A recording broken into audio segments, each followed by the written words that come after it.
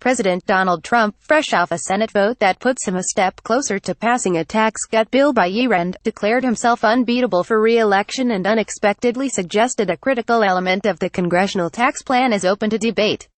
Boarding Marine One at the White House, Trump said of the corporate tax rate, "It could be 22% when it comes out. We are going to see what ultimately comes out." Trump and the White House had previously suggested that a 20% corporate tax rate was a requirement for Trump to support the tax package. The president spoke hours after the Senate narrowly approved the most sweeping rewrite of the U.S. tax code in 3 decades, slashing the corporate tax rate and providing temporary tax rate cuts for most Americans. Senate and House negotiators will get to work within days to reconcile the measure with the one passed by the House in November. The bills have some significant differences, yet both versions agreed that the corporate tax rate will be set at 20% versus the current 35%. Trump has even mused that he'd like to get the corporate rate even lower. "I hope it's going to be 15%, he said in September. Republican Senator John Barrasso of Wyoming downplayed Trump's comment on Fox News Sunday. Asked if a 22% corporate tax rate was a possibility, he said, "Well, everybody's going to have to decide for themselves how they would vote. My preference is 20%, musing on invincibility. Every 1 percentage point change in the corporate tax rate is equivalent to about $100 billion in revenue over 10 years.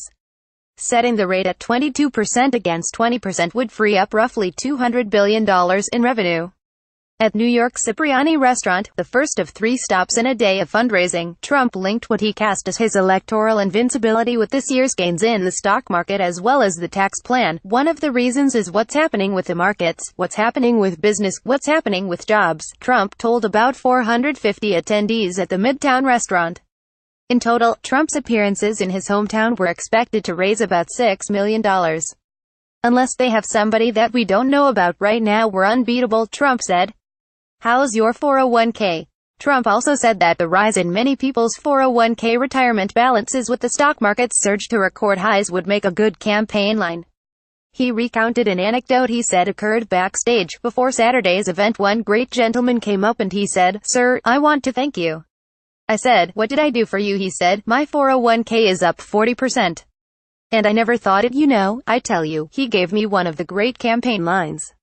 It's called 'How is your 401k doing?' The president, without elaboration, said that new numbers just came out backing up his assessment of the electoral landscape. The comment appeared to relate to recent fundraising tallies for Republicans versus those for Democratic organizations.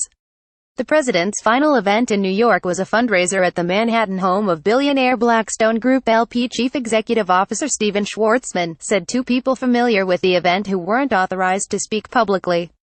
Peter Grauer, chairman of Bloomberg LP, is a non-executive director at the Blackstone Group LP, with assistance by Daniel Flatley.